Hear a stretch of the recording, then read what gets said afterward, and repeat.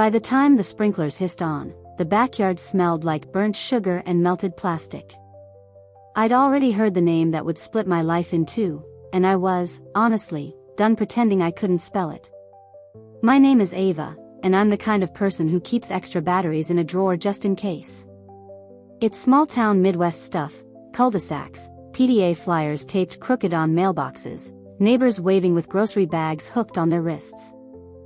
Ethan and I rented a beige townhome with a tiny yard that looked better in photos. We were saving for, the real house, the one with a porch swing and a dog that actually listens. That's what I told people when they asked why our move kept getting pushed. I said we were being smart. What I didn't say was that lately, when I looked at Ethan, the future went blurry around the edges like bad TV reception. The shift was quiet at first. He started silencing his phone during dinner. He never used to. He'd Google recipes mid-bite. A new gym bag showed up, pricier than anything he'd buy himself, with a tiny stitched hawk on the side. It smelled like a cologne I didn't recognize, sharper than his usual, cleaner, almost medicinal. He claimed a promotion was coming, the kind that needed flexibility, which somehow meant coming home after I was already in bed and leaving before the coffee finished dripping. Look, I tried not to be the person who pokes at shadows. But my body, it knew something. My jaw would lock while I loaded the dishwasher, my shoulders sat high like I was waiting to be called on. At night, I'd lay there and feel him inch toward the wall, not dramatic, just degrees. He'd twitch in his sleep and murmur a name that wasn't mine, soft, like he was apologizing to someone inside a dream. I told myself I misheard. I told myself it was just, dream static. Noelle next door is the kind of neighbor who brings over fresh cinnamon rolls and then says she made too many, by accident. She saw me one morning on the porch, chewing my lip raw, and asked if I was okay. I said I was fine. She tilted her head, squinted, and her smile did this small tremble before it settled. Okay, she said, but the word leaned on me, full of concern I didn't want to accept. She hugged me and didn't let go right away. I noticed pink polish on her thumbnail chipped at the corner. I noticed everything except the thing I should have said. I found the first real clue digging for tape in the junk drawer. Under batteries and old menus, there was a spare key on a blue tag I didn't recognize. Someone had scribbled Fox Creek on it, then crossed it out hard enough to dent the plastic. Fox Creek is a storage place near the freeway, the one with bright orange doors. I turned the tag over in my palm until it grew warm. Hey, I called, keeping my voice light, did you get another P.O. box or something? Ethan didn't look up from tying his shoes. Work stuff, he said. He kissed the air near my cheek and left his coffee half-finished, like always lately. That afternoon, I cleaned the car because when I don't know what else to do, I scrub. Under the passenger seat, wedged with an old water bottle, I found a folded dry cleaning stub with a last name that wasn't ours, Whitlow. There was a little heart drawn next to the pickup date, like the person behind the counter knew the customer. I felt my mouth go dry, my tongue stuck to my teeth. I swallowed and the swallow hurt. I told myself there were 100 explanations. My brain made a list like a desperate lawyer, wrong bag, shared account, a favor for a friend. Then Ethan came home late again, and that strange cologne turned the doorway into a different house. He set his gym bag down carefully, like it was holding glass. I reached for him anyway. Weekend hike? I asked, too bright. We could do the Ridge Trail. It's been forever. He flinched, just a flash, and said he had to help a buddy with something. He didn't say which buddy. His eyes landed on the junk drawer like he could see through the wood to the blue tag I'd put back exactly where it was. After he showered, I stood in the steam and asked a stupid question just to hear how he'd answer. Do you ever think about our porch swing? I said. He laughed, a small bark, and kissed the top of my head like I was a kid. All the time, he said, but his hands were shaking when he reached for his towel. I noticed because the stripe on the towel wobbled with him. Later, the TV watched me while I pretended to watch it. His phone buzzed under a throw pillow and flashed a preview before the screen died. I didn't mean to read it, my eyes just grabbed at the way you catch a falling glass. Don't wake her yet. A second bubble landed. New lock is set. My stomach climbed into my throat. The room tilted a little, like the floor had taken one slow step sideways. I could hear blood in my ears. It was a low rush, like tires on wet road. I pressed my palms together until my knuckles whitened because I needed pressure somewhere I could control. He came out, hair damp, smelling like that almost hospital cologne. You look tired, he said, which, fine. I nodded. He touched my shoulder and let go quick, as if my skin might tell on him. I've got an early one, he added, reaching for his gym bag again, sliding something into the side pocket. I waited until the bedroom door clicked shut.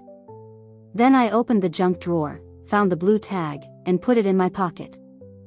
I grabbed my keys, turned off the TV so its fake light wouldn't witness me, and stepped into the night air that felt too clean.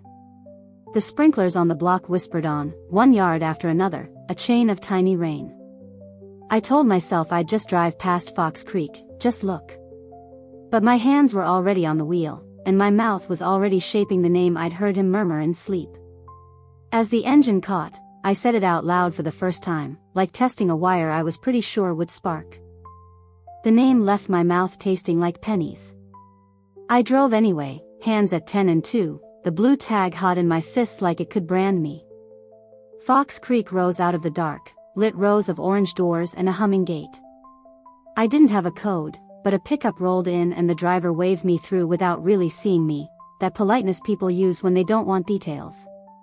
The asphalt still held the day's warmth. The air smelled like cut rubber and the chemical sweetness of Ethan's new cologne. I told myself I was only checking. My heart was already sprinting ahead. Inside the office, a man in a baseball cap toyed with a sandwich he clearly didn't want. He looked up when the door chimed. You good? He asked, brow tugging like he knew I wasn't. New here, I said, voice thin. My partner handled it. I think I grabbed the wrong tag. I set the blue plastic on the counter like it could spook. He turned it, saw the scratches over Fox Creek, and sighed. If you don't know the unit, I can't pull that up for you. Privacy and all. He slid a foam cup toward me. Water's there. You look like you ran here. It's fine, I said. I'll figure it out. He flipped the tag anyway. No number, just dents. Sorry, he said. Outside, my fingers kept doing this embarrassing tremor. I pressed them into fists until my nails bit. I tried the name again under my breath, then saw a shape I knew anywhere sliding under the far light. Ethan. Same careful walk like he didn't want his steps to leave evidence. The hoodie he borrowed from me. My stomach pinched hard enough to make me fold.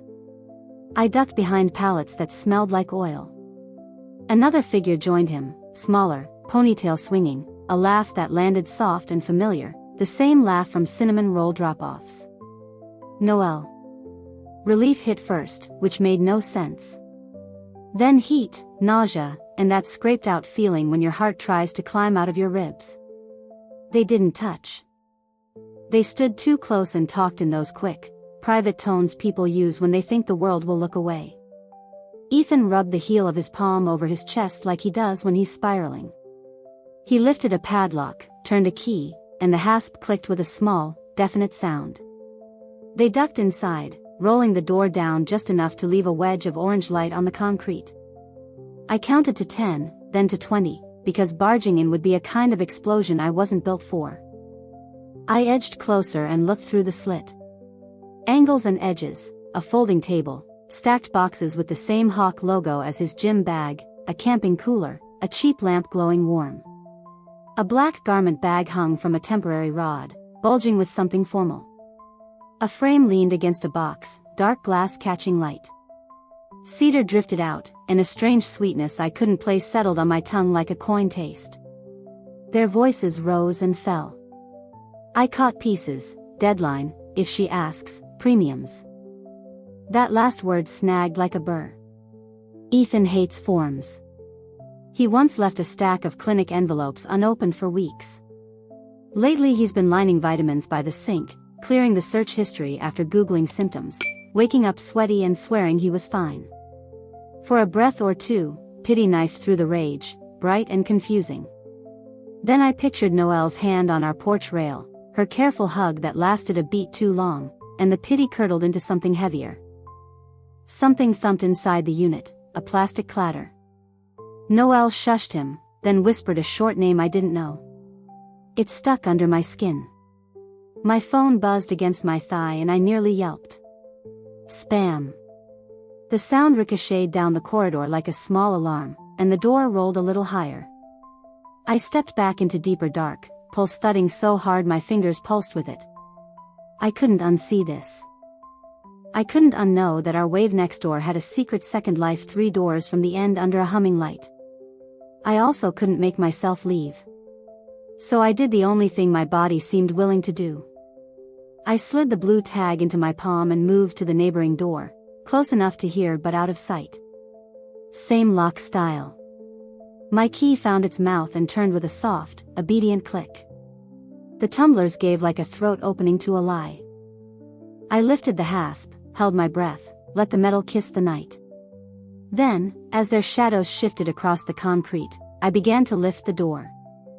I lifted the door slow, one rib at a time. The aluminum groaned like a throat clearing, and I froze, palms sweating against cold metal. From the next unit, Ethan laughed under his breath at something Noelle said, that soft neighbor laugh I used to trust.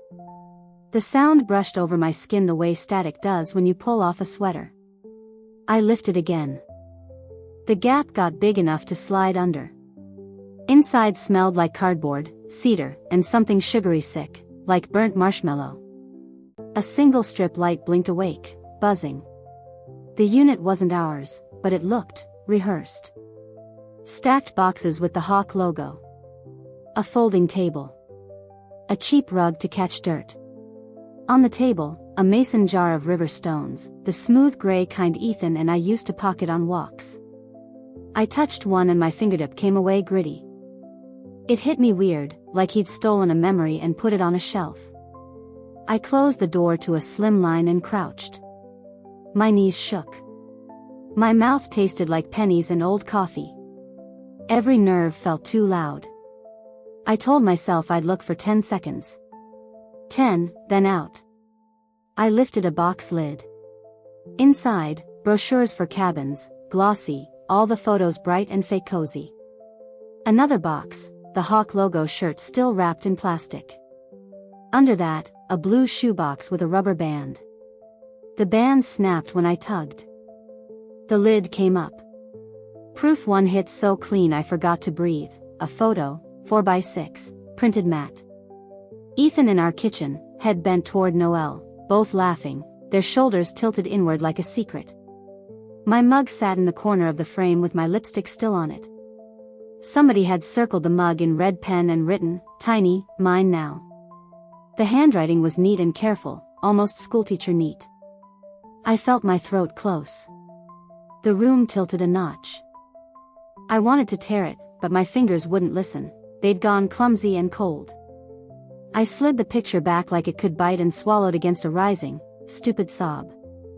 I reached for the next thing without meaning to. Under the photo was a cheap little phone, one of those prepaid bricks people buy for camping or, secrets. It lit when I tapped the side. No code. 2 recent texts glowed on the screen like they were proud to be there. Proof 2 was words I already knew, but seeing them took my knees out. Keep her soft a little longer. Another line sat right under it. Premium clears when the water hits. My stomach went wild. I could hear blood in my ears and, weirdly, the hum of the strip light got louder, like the room wanted to be a witness. Water. Premium. My name was nowhere on the screen, but I could feel it between the letters like a draft under a door. Metal rattled next door. The door rolled higher. Their voices came closer. I thumbed the phone dark and tucked it back, hands shaking so bad the plastic clicked against the shoebox. The sound felt huge. I slid the shoebox under shirts, shoved the lid down too hard, and the plastic crinkled like candy wrap. In the hallway, Noelle said, shoo, and Ethan said my name low, like a worry he didn't want to name. My lungs forgot how to do their job. I crouched lower until my thigh muscles burned. I should have run. Instead, I looked around one last time and caught something leaning by the table, a framed print of a river bend, our river, the turnout where he first kissed me. Someone had dabbed pale blue paint along the bank, almost like touch-up, except for a thin X in one corner. It was small, almost a joke. I put my fingertip over it and couldn't feel the paint. It dried a long time ago. I took my hand back like it stung. Their door clanged shut. Footsteps. The shuffle of boxes sliding. A zipper. Noelle giggled, then cleared it away, too bright, like she didn't mean it. Ethan said, "We're close," and exhaled hard. Something about that broke my spine straight. Close to what? Close to being rid of me? Close to paying for whatever mess he'd built with my life wrapped around it like gift wrap? I slid to the door on my palms and eased it up an inch. The hall cut a strip of orange across the grimy floor. My chest burned. My jaw locked so tight my teeth ached. I took one breath, then another, and waited for their steps to drift the other direction. They did. As soon as the sound thinned, I slid out and let the door nestle down with a sigh. I drove home. I drove home with the window cracked, letting cold air chew my cheeks until the shake in my hands slowed. Our block looked staged, every porch light too polite. I parked 2 doors down and practiced my face in the window, relaxed mouth, eyes that didn't give me away. Inside, I slid the blue tag back into the junk drawer nest and rinsed my wrists under the tap until the water stopped feeling like a threat. He came in quiet, keys set down with care, bag placed like evidence. The mattress told me his tremor before he smoothed it. He whispered something into the dark that wasn't mine to hear. My body wanted to roll toward him, muscle memory begging for comfort from the person who cut me. I stayed still and counted my breaths the way you count steps away from a cliff. We acted out morning. Coffee. A small joke that died midair. He watched my face like it was a gauge. "You okay?" he asked. "Just tired." His smile stuck crooked. "We should get out for a night. Fresh air. Maybe the river." He made "river" sound like he'd just invented it, and I swallowed a laugh that would have cracked. Then Noelle knocked, half a tray of muffins floating on her palm. She wore a gray sweatshirt I'd seen on Ethan, hawk stitched at the cuff. She noticed me noticing, laughed too big. "Laundry thief," she said. Up close she smelled like my kitchen cut with his cologne, and my cheek twitched where anger lives. Ethan breezed through, "Hey, Nels," like hearing that nickname didn't make my stomach twist. "Big day?" she asked. "Almost there," he said, and I ground my back teeth until the world sharpened. Noelle left fast, a retreat dressed up as errands. On the porch she turned like a child about to confess, then didn't. I gripped the counter edge to steady my knees. Ethan's hand landed light on my back, my skin flinched smaller than a blink. "Let's take the ridge later," he said, cheerful like a commercial. "We'll bring the cooler." Water. Cooler. The word sat heavy and sweet, like a threat wrapped in candy. "Sure," I said, voice too even. The outline of a plan began to appear, faint as pencil under tracing paper. Not revenge. Not yet. Just survival with teeth. While he showered, I moved through the house on autopilot. Boots into a tote. Sweater. Gauze, because my hands needed to feel prepared. I tucked the blue tag into a book spine instead of the drawer and cracked the bedroom window an inch so the room would keep our air moving. He came out toweling his hair, chemical clean scent chasing him. "You're sure you're up for it?" he asked, casual like a test. I nodded, and he studied the nod as if it could lie. "Good," he said, shoulders dropping a fraction. He hoisted the cooler, tested its weight, then set it down like he'd decided to fill it somewhere else. We drove out as the sky sagged low. He kept his hands at 10 and 2, the jaw muscle ticked when he thought I wasn't looking. I kept my eyes on the two-lane and tried not to taste iron. The road to the river split off like a vein, and he took it without asking. My palms went damp. The pale blue X on that framed river print flashed in my head, and my tongue found the coin taste again. "Hey," I said, bright like normal. "Before we go all the way down, can we make a quick stop?" He slid me a wary glance. "Where?" I pointed past him, smiling like this is tradition. "Fox Creek's right off this road. I shoved our camping stove in a unit there ages ago. If we're doing the ridge, it'll be useful." That wasn't true. He knew it. I watched the calculation cross his face, the quick, ugly math of whether refusing me would make me look too hard. He swallowed, flicked the blinker, and turned. The orange doors rose along the fence, bright and fake. He parked and drummed the wheel once, smile too wide. "In and out," he said. We stepped through the humming gate. His shoulder brushed mine, accident or practice, I couldn't tell, and the animal part of me went still. He reached into his pocket, keys chimed, soft. He angled toward the row I already knew, pretending to lead. I walked half a step behind, counting doors, counting breaths.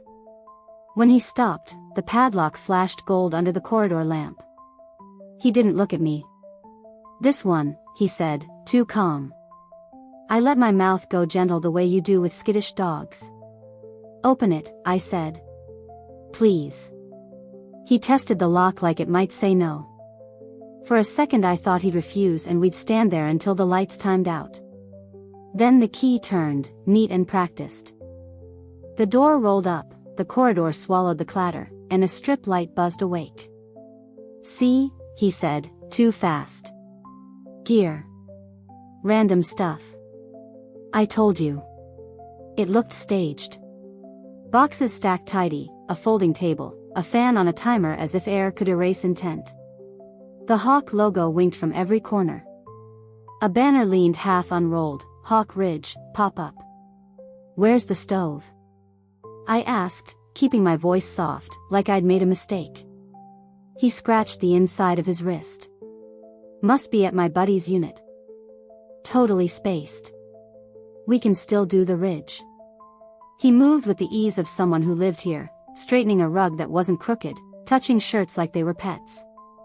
The air tasted sweet and chemical, my throat tightened. A frame faced the wall, glass catching a knife of light. My hand lifted without permission. He stepped between us, casual, body blocking. "Hawk Ridge is a fundraiser thing," he said. "Noelle's helping with outreach. She's good at that mom stuff." He watched for a flinch. I gave him none. "So boring," I said, and my tongue stuck to my teeth. The key ring flashed when he lifted a box. One key had a sharp nick near the head, I knew that nick. He set the box down and the ring skittered to the edge. Reflex did the rest. I caught it before it fell, felt the cool bite of the nick, and handed the ring back with one key missing. I don't remember deciding. My palm just closed. The metal slid into my jacket pocket like a coin into a jukebox. His phone buzzed. He glanced. Noelle's name lit his throat. He turned the phone face down like a pride he couldn't afford. "You okay?" I asked. He nodded too fast. "Let's go," he said. "Sun'll be gone if we keep standing around." He clicked the light off. The door rattled down. The padlock's tongue found its home, and I had to stop myself from smiling when I felt the twin key nested against my thigh. We walked back through the humming gate. The sky had that bruise color it gets before the street lamps bother to help. He carried the empty cooler like a prop. My body tried to read his shoulders, his ankles, the way his breath snagged when a truck rolled past. At the car, he paused like my face might grate him. I smiled something that wasn't kindness and climbed in. Driving out, he turned up the radio too loud, like volume could pin our thoughts. I cracked the window and let cold air numb the heat under my collarbone. I touched the key with 2 fingers, grounding on its edges. It wasn't revenge. Not yet. It was a handhold. He offered small talk like breadcrumbs. Work. A guy from high school.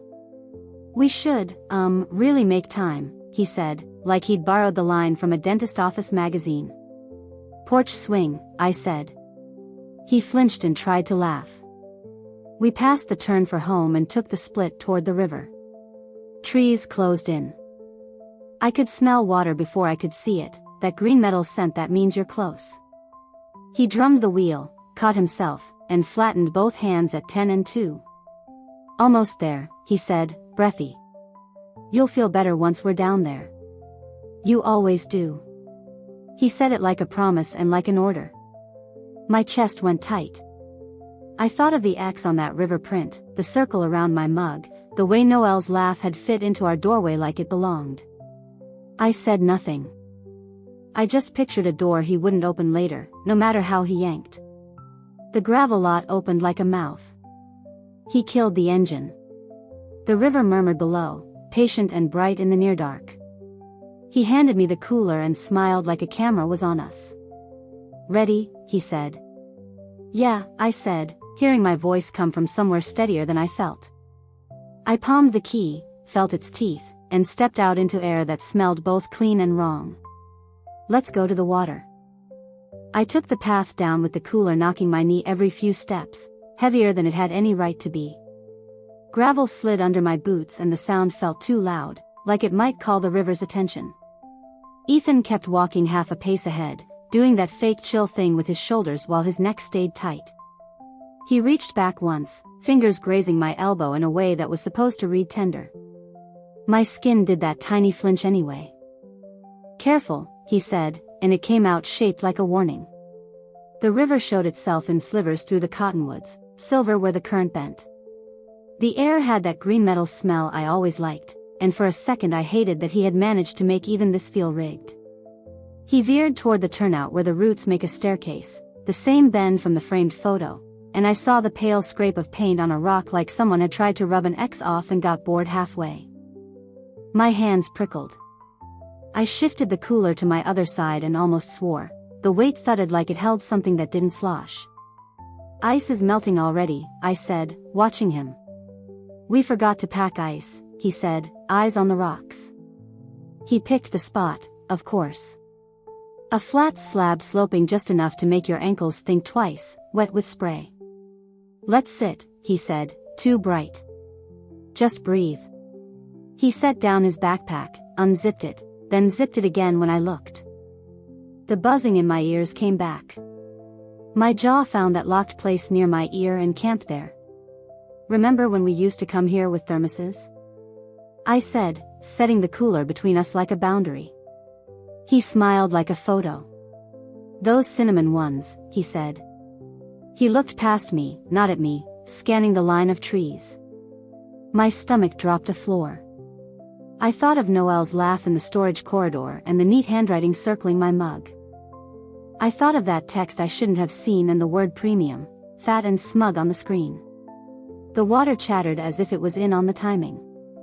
I popped the cooler latches because I needed to do something with my hands.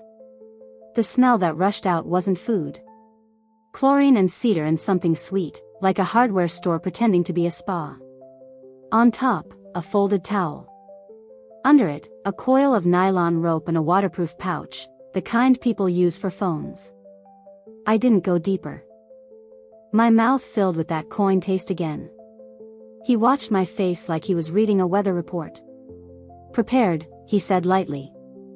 For what? I asked, keeping my voice thin and dumb. In case your anxiety hits, he said, softer. You said water helps. I'm trying. That almost worked on me. Almost. Something small inside my chest tried to crawl toward the kindness in his tone, the memory of porch swing talk in grocery aisles and stupid dances in the kitchen. Then he stood and offered me both hands and angled me toward the wet edge. The rope laughed at me from the cooler. I let him take one wrist and then pulled it back to tuck hair behind my ear, the oldest dodge in the book. Wait, I said. Shoes. I knelt and fussed with a knot that didn't exist to buy a minute, counting breaths. My fingers tingled. The key in my pocket bit my thigh like a reminder, you're not just prey. He crouched too, close enough for me to smell the chemical clean on his skin. You're shaking, he murmured. You trust me, right? The words hit me like a gust. He'd said them when we merged bank accounts, when we moved, when he convinced me to delay the house hunt a little longer. My tongue stuck to my teeth. Of course, I said, and hated how believable I sounded. He stood again, eyes flicking to the tree line like he expected a cue. Let's take a picture, he said. He pulled his phone halfway out, then shoved it back like he'd changed his mind. Actually, no. Let's just be here. His breath came quick and shallow. I stepped to the side so the rock put him between me and the drop. He adjusted without thinking, circling me the way people circle skittish animals. So, I said, light as I could fake it, what's the big secret you and Noelle are building with all those hawks? He blinked and smiled too slow. Community thing, he said. Pop up. You work too much, thought I'd surprise you. He added a little laugh that didn't belong to his throat. Surprise me how? I asked. The river threw mist up against my shins. My knees buzzed. He rubbed his chest with the heel of his hand, the move he used when he was cornered by bills or bad news. By making things easier, he said. His eyes found the rock with the paint scrape and stayed there. My whole body went cold and hot, like a bad fever. I reached into the cooler and lifted the towel, not looking down. You packed heavy, I said. You sure this is for my anxiety? He put a hand on the cooler lid and pushed it closed, quick. I packed for both of us, he said, voice low. He stepped closer. Just breathe, Ava. I did, once, on purpose. Then I let my foot skid a little, like I'd lost balance, and grabbed his arm. His first flinch wasn't to steady me. It was back, like reflex. He corrected a second later, hand closing around my bicep too tight. The split second was enough. The truth isn't loud, it's those tiny delays that show you where a person's heart really is. Got you, he said. My blood roared anyway. Let's try the other side, I said, nodding upriver. The light's better. I was already moving. He hesitated, then followed because I didn't give him a choice. Branches clawed our jackets as the trail thinned. The bend opened into a narrower ledge with older roots and deeper water. He stopped to check his phone again, thumb hovering, unreadable. Then he slid it away and reached for the cooler latch. Trust me, he said, and the way he said it told me exactly how much I shouldn't. I let the word hang there like bait. Trust. It sounded friendly and felt like a wire. He cracked the cooler lid again. The nylon rope sat on top, coiled tight, the end heat-sealed with black tape.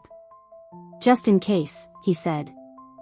The key in my pocket dug into my thigh, a little tooth reminding me I wasn't helpless. Can we start up on the flat? I nodded at a strip of sand behind a drift log. My legs are jelly. I showed him a wobble. He weighed it, then nodded like the idea had been his. We moved.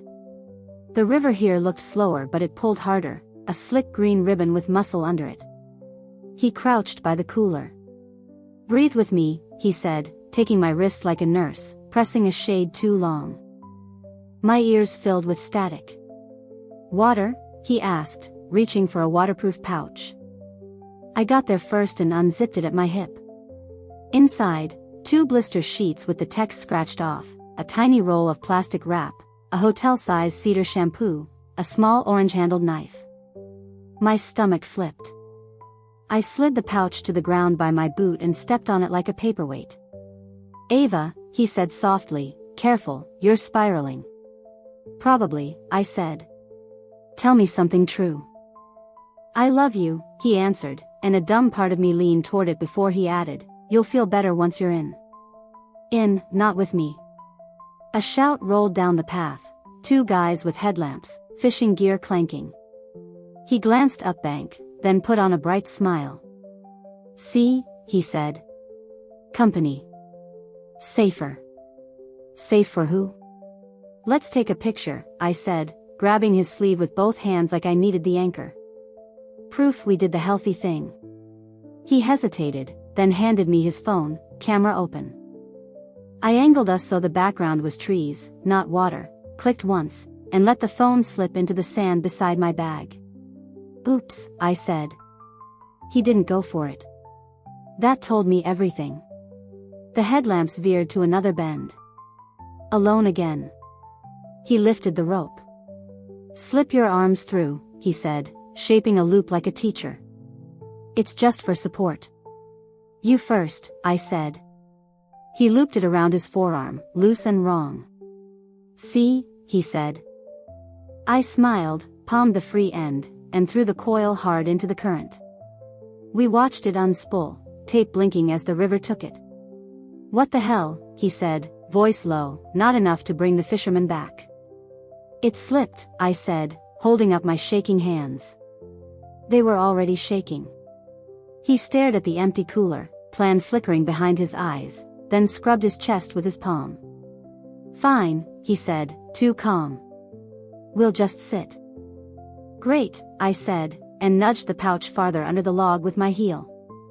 He sat close enough that our thighs touched. The sharp cologne wrapped around my head like a plastic bag. You ever think about Fox Creek? I asked lightly. He went still. Why would I? Just a storage place, I said. Orange doors. Funny name. He turned to me with a new expression, tired and dangerous. You're not well, he murmured. Let's go home. He stood fast and lifted me by the elbow, weirdly gentle and unforgiving at the same time. Sure, I said, tucking the pouch into my jacket. The key found it there, metal against plastic, proof touching proof. We climbed toward the lot without talking. Branches scraped our coats. At the car, he checked messages before the handle, thumb jerking like he needed permission. The smile he pasted on didn't reach his eyes. Let's reset, he said. Tomorrow will be better. Let's, I said. The drive back was a quiet vacuum. Radio low. His jaw ticking. I stared at the dark windshield and felt the pouch warm under my jacket, the key pressing against it like a heartbeat. Sprinklers hissed when we turned onto our street. He parked but left the engine on a beat too long, like he was listening for instructions. We're good, he said, too smooth. Nothing weird happened. Right, I said. Inside, I set the pouch deep behind the batteries in the junk drawer and slid it shut. The blue tag waited in the book spine, the twin key pulsed against my thigh. He stood in the doorway, shadow long on the floor. Ava, he said, soft as a lullaby, come to bed. I smiled without showing teeth. In a minute, I said, and walked down the hall, already choosing which lock I'd turn next. I didn't go to bed. I washed my face slow, letting cold water sting my cheeks until the buzzing in my head softened. In the mirror my mouth kept trying to smile, like a reflex it couldn't unlearn, and then falling apart. I dried my hands on the towel with the crooked stripe and listened for the small household clues, the click of his phone on the nightstand, the soft thud when he toed off his shoes, the sigh he does when he thinks the day is finally done with him. My body leaned toward the sound before I caught it and leaned back again, palms flat on the sink, breathing through my teeth. I stepped into the bedroom doorway. He was already under the duvet, face turned away, screen glow pulsing against his shoulder. You coming? He asked without looking, voice syrup sweet with sleep. In a minute, I said, and he made a satisfied little hum that would have been tender if it didn't make my stomach twist. In the kitchen I opened the junk drawer like I was visiting a friend in the hospital. Batteries, rubber bands, menus, the book with the blue tag pressed into its spine. I slid the waterproof pouch deeper under the mess and rested my hand over the place it disappeared, as if I could feel its heat through wood. The house creaked, settling. Sprinklers hissed 2 yards over and the smell of someone's overdone caramel popcorn came in the window like a memory of fairs I don't trust anymore. My phone lit with a message from Noelle, hope your evening smoothed out. The little heart lampied my whole chest with anger and something almost like grief. I typed thanks and deleted it. I typed you left your sweatshirt and deleted that too. I finally sent a nothing, appreciate you. 3 dots bloomed, paused, vanished. Then, always here. The words made my jaw ache. I set the phone face down and tasted metal. I told the house I was just taking the trash out. I told myself I was allowed to walk around my own block. Cool air hugged my arms and the grass was wet enough to leak through my sneakers. Noelle's kitchen light was on. A shadow moved across the blinds in a shape that matched her. I raised my hand like I might knock, then lowered it. We met eyes through the glass anyway, a flicker, like animals noticing each other at the tree line. Her mouth opened, then closed. She lifted 2 fingers off the counter in a half-wave that felt like apology or dare. I turned so she could only see my profile and kept walking. I didn't decide to drive until the key was already warm in my palm. The engine sounded too loud in the quiet street, but no one came out. Past the strip mall and the dark car wash, Fox Creek sat humming like a big fluorescent insect. The gate light washed everything orange. I held my shoulders steady and moved like I'd done this 100 times. The twin key slid into the lock throat smooth. The click traveled up my arm and settled behind my ribs. Inside, the strip light buzzed and blinked awake, the same burnt sugar smell folding over me like a sticky blanket. I stood there and let the room show me what it wanted me to see: stacked hawk boxes, the fan on its timer, the neat rug, the jar of river stones he'd borrowed from a life that still thought it was ours. The framed river print leaned where he'd left it, the tiny blue X like a joke only 2 people were supposed to get. I picked up the frame and the glass fogged with my breath. My hands shook until the image wobbled, the bend, the roots, the water pretending to be gentle. Something in me refused to leave it. I slid the frame into the tote I'd brought without letting myself think about it. The tote thudded against my hip with a soft, guilty knock. Then I reached for the jar, cold and heavy, stones tapping each other like teeth. They weren't proof, they were theft, and I wanted them back. Footsteps clicked in the corridor and the cheap thrill of fear shot through me. I clicked the light, eased the door down to a 2-inch grin, and listened. The steps passed, a cough, a key, another door rattling open somewhere down the row. I swallowed, the motion dry and scratchy, and waited until my heartbeat moved out of my throat. Before I left, I did one small mean thing. I nudged his boxes half an inch off their perfect lines, just enough that only a person obsessed with control would notice. It felt petty and amazing. I lowered the door, heard its little sigh, and turned the lock with the key that matched the one in his pocket. The drive home felt shorter, like the road was allowing me through because it understood what I was holding. I slid the frame under our bed, glass to carpet, river face down so it couldn't stare at me. I tucked the jar behind the flower in the pantry and put the lid on tight. The house exhaled around me. Sprinklers cycled off. Somewhere, a dog barked once and thought better of it. In the dark, I stood over him and watched his chest rise and fall. He rubbed that spot with the heel of his hand even in sleep, like there was a stubborn ache drilling its way through. His mouth slackened into a crooked almost smile I used to take personally. I slid under the duvet and turned my back to him, palms flat against the sheet so I wouldn't reach. My heartbeat moved into my fingers and stayed there. He murmured something I couldn't catch. I closed my eyes and pictured the orange door, and the twin key cooling on the nightstand beside me. When morning hit, when it finally bothered to, he'd feel the shift and pretend not to. I'd offer coffee, a joke, a plan. He'd test the air for danger and find it everywhere. And when he reached for the lock that had always obeyed, he'd learn the difference between owning a thing and merely touching it. Morning made everything look cleaner than it was. Ethan stood already dressed, mug warming his hands like proof they still worked. "Sleep?" he asked.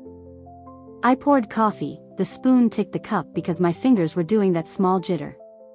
He reached toward the junk drawer, then opened a different one. "I've got to swing by the gym, then a meeting," he said, stacking excuses like sandbags. "Want me to come?" I asked. You'd be bored, he said. When his taillights slid away, my knees knocked once.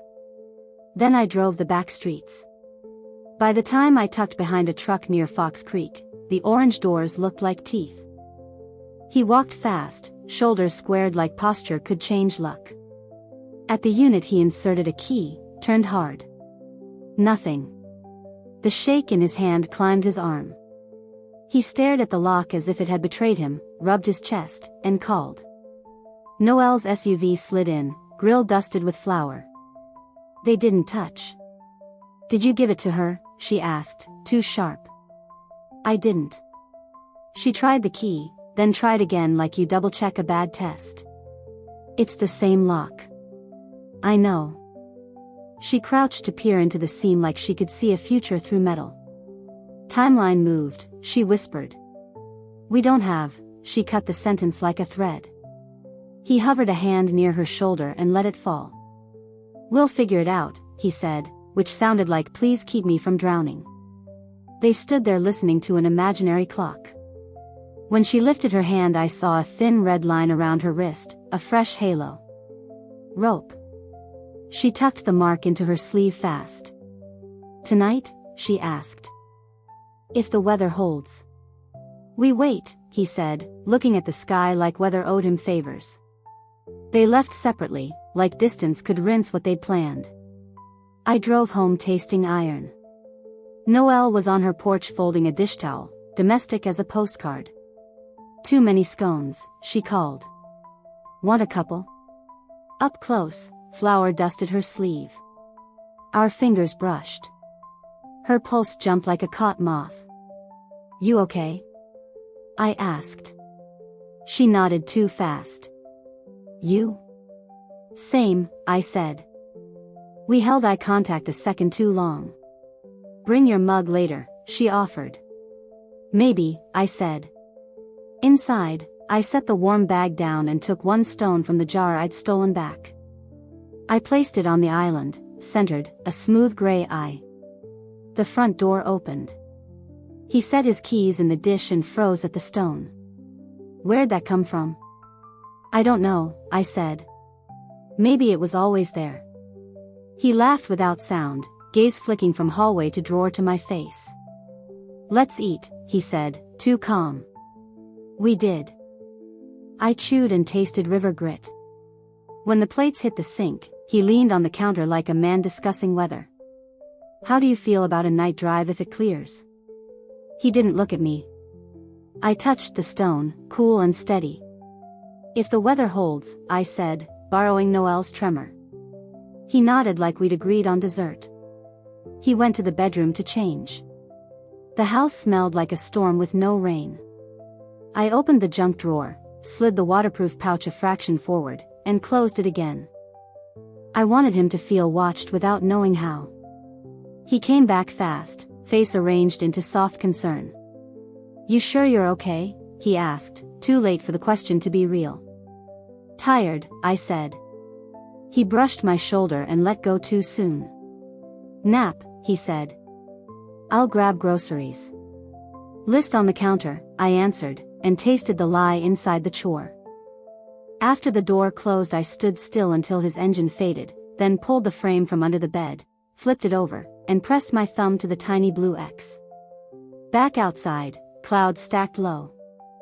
I carried the scone bag to the trash and found my hands shaking hard enough to rattle the paper. The shake turned into steadiness the second I touched my keys. I wasn't planning revenge. Not allowed.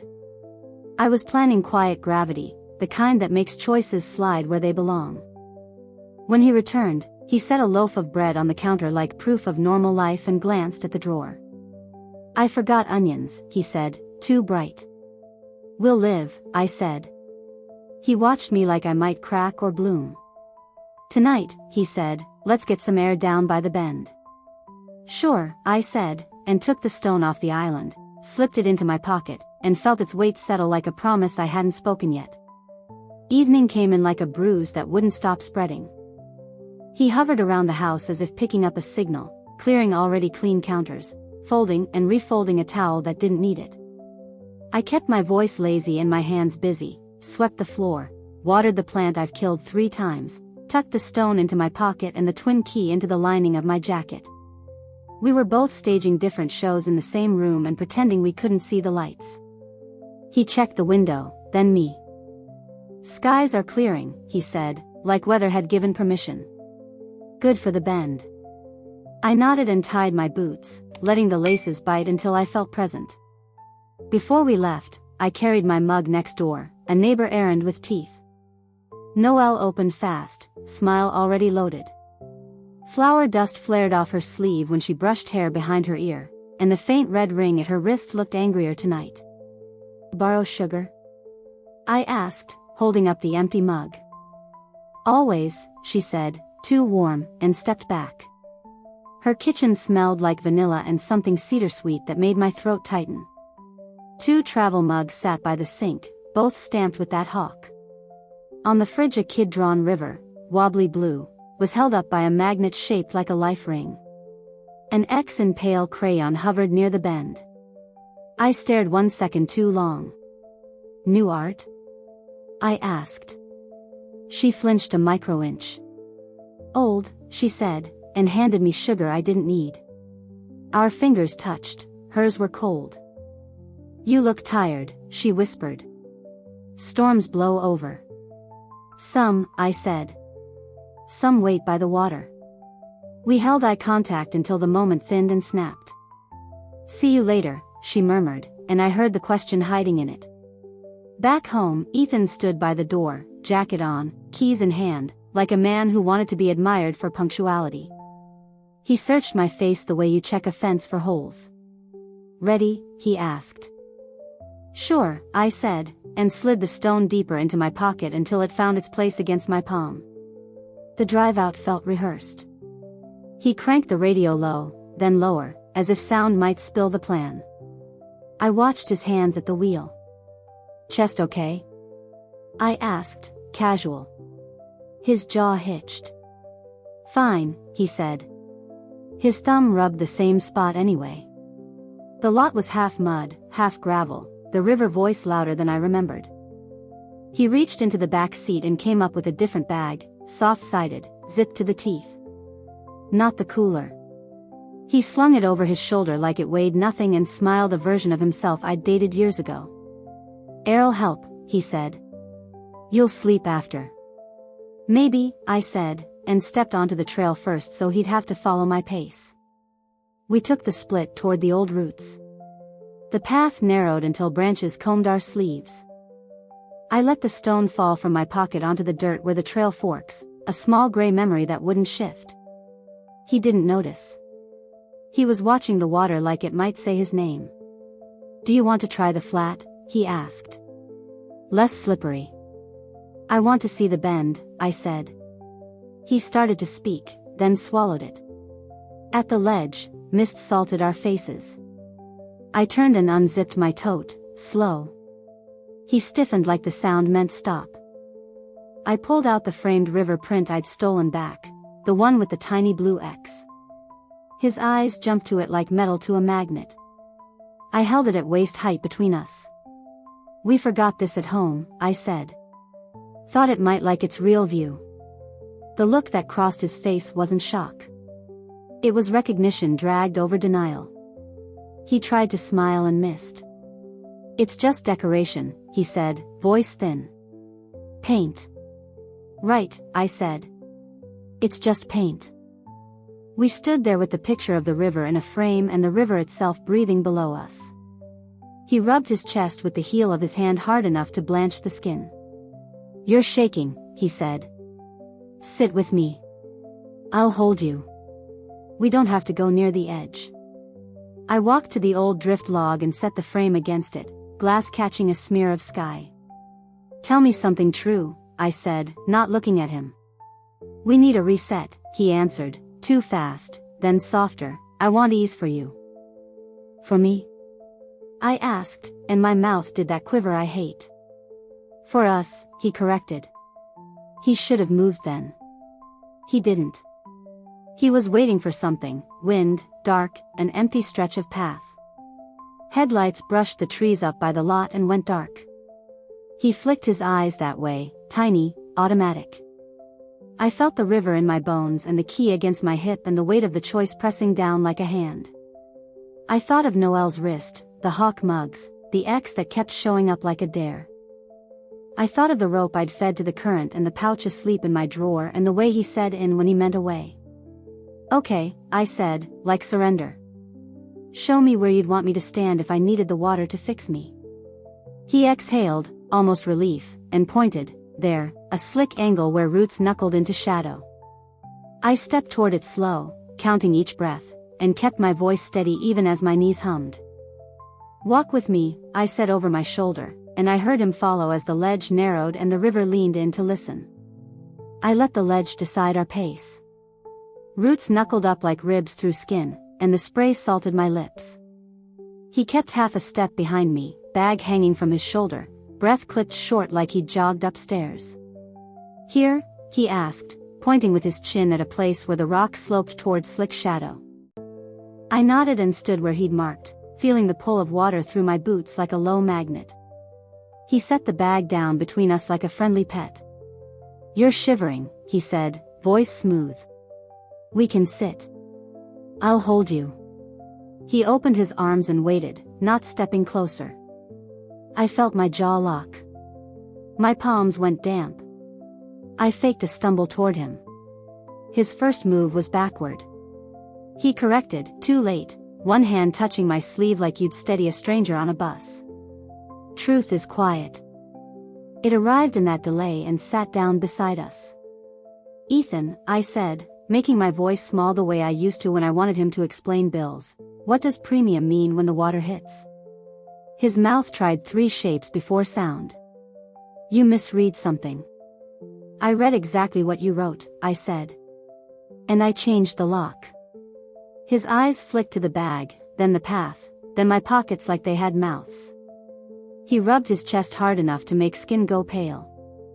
You're inventing, he said, almost gentle. You're tired. We talked about this. I stepped sideways so the framed river watched us from the log. I took back what you stole, I said.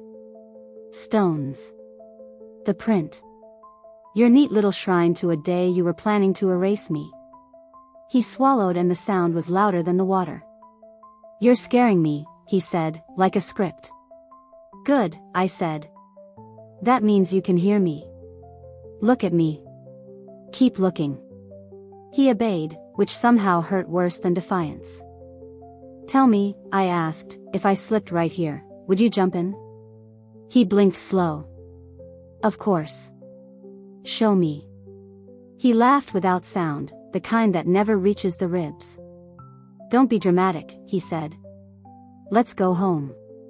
I took one step closer to the edge and let my boots skid a little. His hands twitched but stayed at his sides.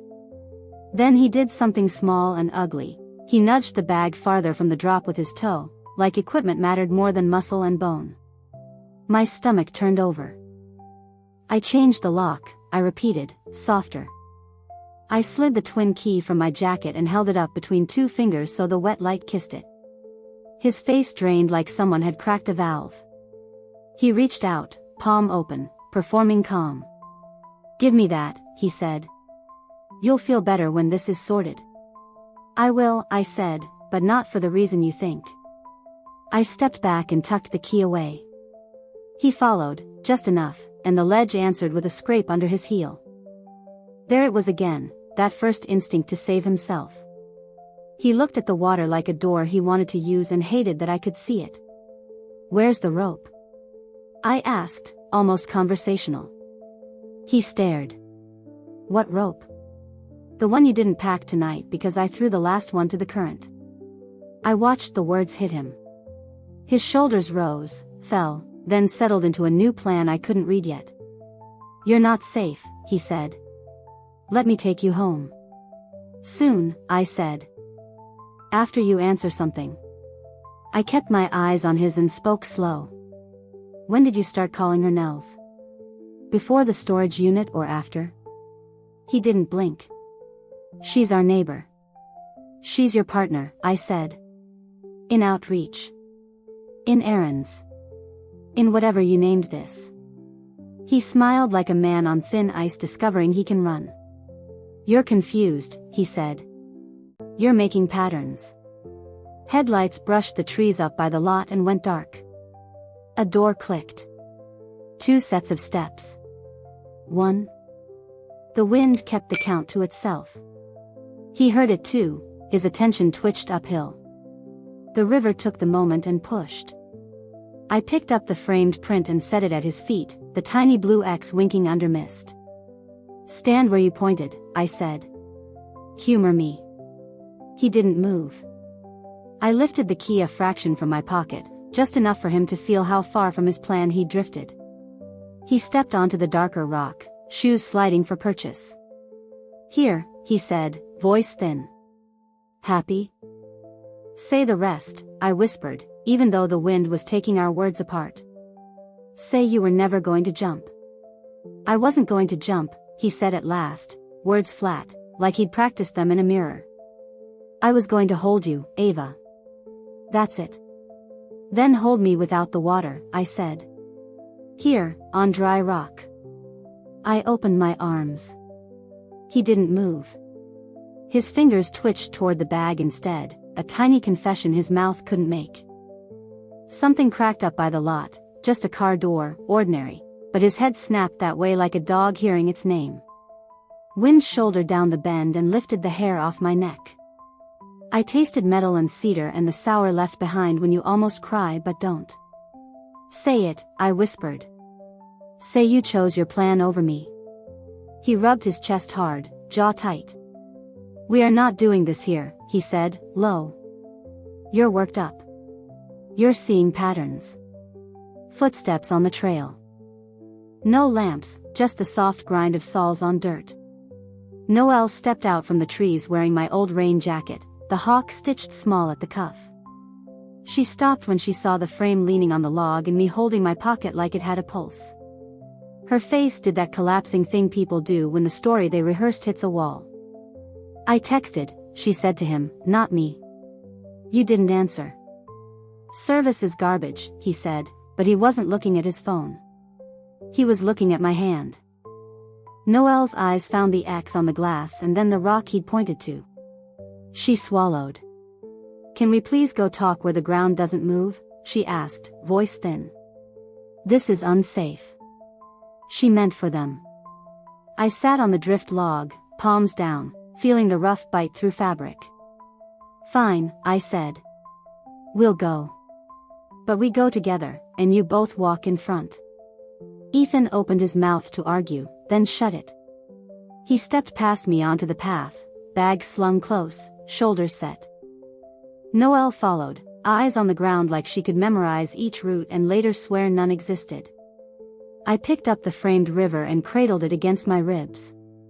We moved in a little line, the water talking over our ankles, the air cold enough to make my teeth hurt.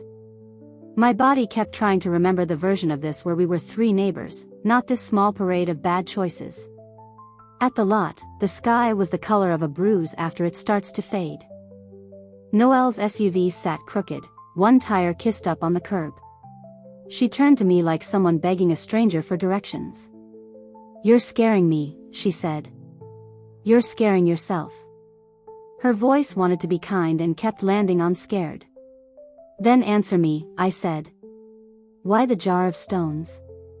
Why my mug circled in red? Why the rope? She flinched at rope like a dog hearing thunder. It wasn't, she stopped, rearranged her face, tried again. It looks awful. It's not what you think. Then what is it? I asked. Her mouth worked. Nothing came out. Ethan rubbed his chest and stared at the asphalt. Every part of him looked like a man waiting for a cue that didn't arrive. Let's drive, he said finally, bright and fake. We'll get food. Talk this out. We're adults. Sure, I said. Fox Creek is on the way. That landed. His shoulders rose, fell. Why? Because you hid pieces of me there, I said. I want them back. I held up the frame. Starting with this. We drove in separate cars. I kept their taillights between the trees and my anger, breathing through the ache in my jaw. At the gate, the orange buzz painted everything false. He parked crooked and climbed out fast, trying to get ahead of me like a host embarrassed by his own party. "You don't have a key," he said, forcing a smile. "We'll have to come back." I slid my hand into my pocket and felt the twin teeth.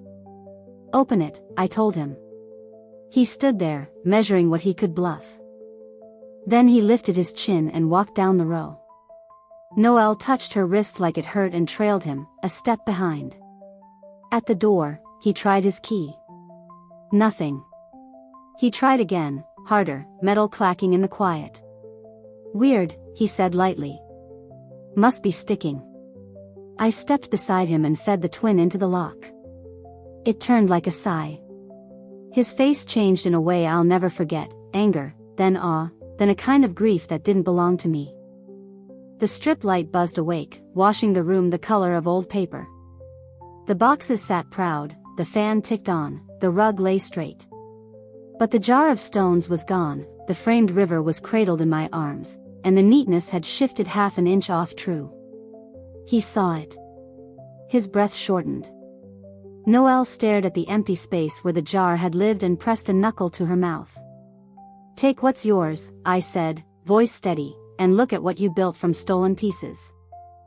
I set the frame on the table, glass up, the tiny X winking under the hum. "Then tell me, both of you, how far you were going to take me before the water did the rest." No one answered. The fan clicked. Somewhere, a compressor kicked on and rattled a door down the row. My hands started to shake and I let them. It felt honest. "I'm done asking," I said finally. "From here on, you'll answer the way the room makes you answer." I set my keys down on the table, twin teeth flashing, and every muscle in his face tightened like someone had pulled string through it. He wasn't the only one who could stage a scene. No one moved. The fan ticked once, like a metronome losing time. Ethan's hand hovered near the bag, Noelle's fingers worried the cuff of my old jacket until a thread pulled free. My palms were slick and cold. I pressed them flat on the table so they'd stop shaking and said, "Easy, show me the pop-up." Noelle blinked. "What?" "Your banner. Your boxes. Outreach." I tapped the rolled vinyl with the hawk peeking out. "Pretend I'm a stranger at a booth. Walk me through it." Ethan's mouth tried to smile. It wobbled and quit. He unrolled the banner anyway, spread it on the rug like a picnic, and smoothed the crease with his palm. "Hawk Ridge," he said, voice thin. "Community. Safety. Support." The words were air. They didn't stick anywhere. Noelle lined shirts on the table, folding them with that neat, practiced touch that used to calm me when it was towels in my kitchen. Now the sound of cotton slapping would make my teeth ache. I nodded like a bored customer. And if I asked about premiums, his head jerked. Noelle shot him a look that said decide something. He rubbed his chest hard, then softer, like trying to erase a bruise he couldn't show. "That's not part of this," he said. "So it is part of something." My voice came out calmer than I felt. Inside, the buzzing climbed up my neck. "Keep going," I said, and my hands trembled again. I didn't hide it. They needed to see what their kindness had done to me. He opened the bag a few inches and checked the zipper like it had a pulse. "We sell," he said. "We donate." Noelle's eyes flicked to the jar-shaped absence on the shelf, then to me. She flinched when she found nothing to blame. "It was supposed to help," she whispered, like she had to give the sentence somewhere to live. "Who?" I asked. "You? Him? Me?" Her mouth worked and then closed. Ethan set two shirts side by side with the hawks facing off like a standoff. "We just wanted," he stopped. The fan ticked twice, steady again. I let the silence thicken until it pushed against our faces. He hated that. He liked scripts, even the ugly ones, because at least then he knew his next line.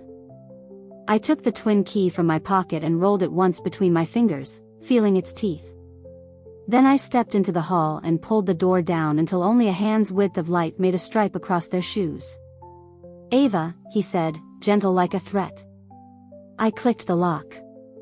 The metal sound traveled up the corridor and settled in my throat. For a breath, I just stood there with the orange hum on my cheeks and my heart punching my sternum from the inside. Their shadows shifted behind the door, small and frantic, like fish in a bucket. Noelle said my name, just once, soft, and I felt my resolve tilt and then stand again. I counted to 5. 6. The fan clicked. I turned the key back, lifted the door. Air rushed. He exhaled like he'd been underwater. "You told me once you loved me because I'm steady," I said. "So here we are. I'm steady. I want you to hear what that feels like." I pointed at the boxes. "Load them." Ethan didn't move at first. Then some practical part of him took over, the part that thinks motion can fix shape. He stacked shirts, slid the banner into the bag, reached for the framed river by reflex and stopped when he caught my face. Noelle grabbed a box that looked too heavy and pretended it wasn't. Her wrist ring flashed angry red when the edge dug in. I stepped close enough to smell her vanilla and cedar and the fear sour underneath. "Careful," I said, and the word came out like both a warning and a kindness I hadn't decided to give. We made 3 trips. The corridor hummed like a refrigerator dream. Each time we passed the office window, the man inside looked up and pretended not to see anything but late-night organization. The night air tasted like wet pennies and distant grease.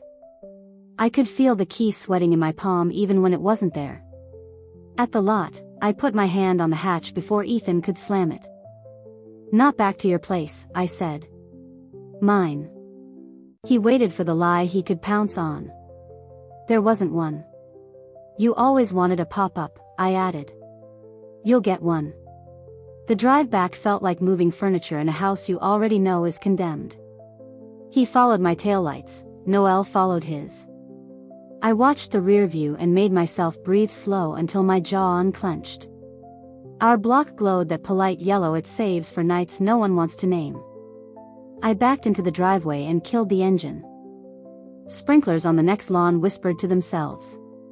In the yard, I set the framed river on the patio table and clicked on the string lights.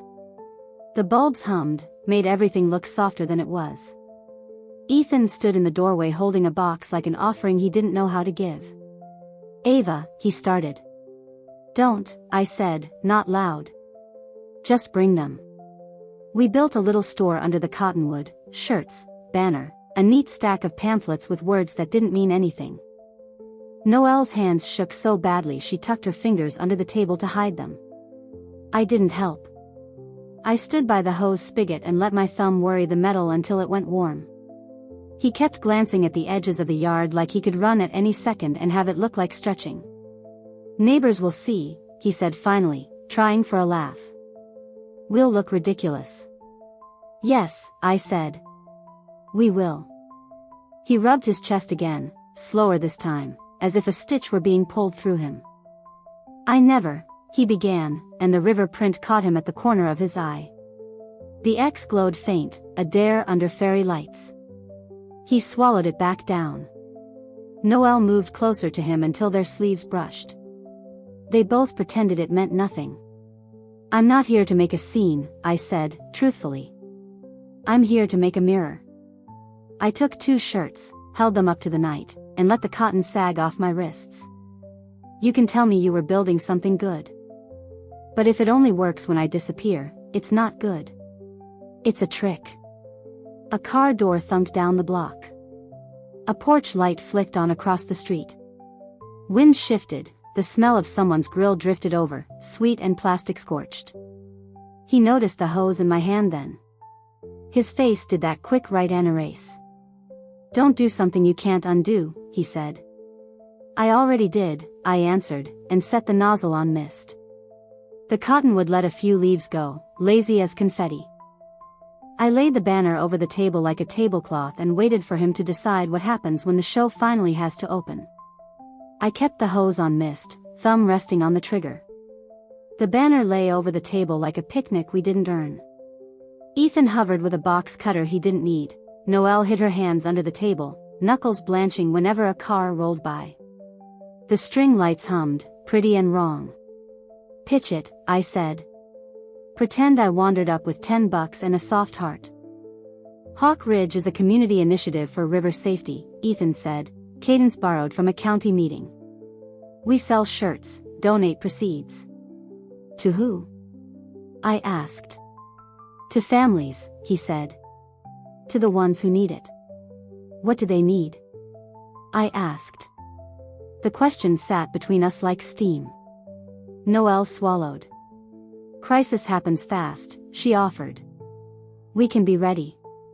Her voice was steadier than her wrists. She kept glancing at the framed bend, the tiny axe catching porch light like a dare. I feathered the nozzle. Fine rain drifted across the banner, vinyl darkened, letters softening, hawk melting into gray. Noelle tugged it dry and bumped the string light cord. The plug popped, one brief spit of orange, and warm plastic rolled over us, sweet and wrong. I didn't plan that, I said, steady. Things light when they're under strain. Please, Noelle said, voice snagging. You're making a scene. I'm making a mirror. I lifted a shirt and let beads gather on the hawk until it looked ready to fly. Tell me the difference between help and harm when nobody's watching. Ethan rubbed his chest until the skin paled. Ava, he said softly, you're not well. Then be the steady one, I said, matching his tone. Say what you plan to do at the bend. He looked at Noelle. She gave a tiny no. We planned a safety demo, he said. Nothing else. Then why does fear smell like cedar and a hallway outside an exam room? I asked. Why does the word premium live in my teeth? Sprinklers kicked on next door, hiss rolling in waves. Noelle smoothed the banner as if kindness could erase a scorch. Ethan's eyes kept landing on the hose. Here's what happens, I said, low enough that they had to lean in. Everything you needed the dark for happens here in the light. You'll talk. I'll listen. If you lie, the water reminds you.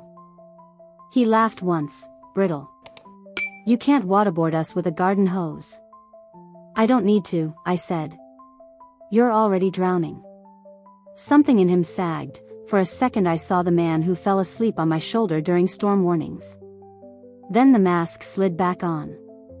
We were trying to fix a hole, he said, almost a whisper. We were. He stopped like he'd touched a live wire. It was about making sure no one got left, Noelle said. Tears pooled and didn't fall. She pressed her sleeve to her mouth, then dropped it when she saw me see. We thought. Stop, I said, gentle. Whatever you thought waits until the thing you did gets its own name. Wind brought river chill up the block. My arms prickled, the hose trembled until I tightened my hand. Inside, I said. Both of you. Kitchen table. We finished this where I live. Ethan stared at the threshold like a courtroom. Noelle nodded once, grateful and terrified. The banner dripped, the hawk's wings puddled. I shut off the nozzle. The night went suddenly, painfully quiet. We stepped through. The smell of damp cotton and warm plastic followed us across the tile. I set the framed river on the counter, touched the tiny X with my thumb, and felt my pulse steady under the glass. In the drawer, I said. Open it. Ethan's eyes flicked to the junk drawer and back. He pulled it and froze at the waterproof pouch perched under the batteries, right where a person would find it looking for tape. He didn't touch it. I didn't either. Sit, I said. Chairs scraped. Noelle folded her hands like school and stared at the swirl in the wood. Ethan rubbed his chest, then set his palm flat on the table as if promising not to move. Here's your chance, I said. Say the plan out loud. Short words, plain. Keep it human. The refrigerator hummed. Somewhere, a sprinkler shut itself with a final sigh. I watched their faces soften and harden like wet clay, watched guilt and stubbornness trade places. Noelle opened her mouth.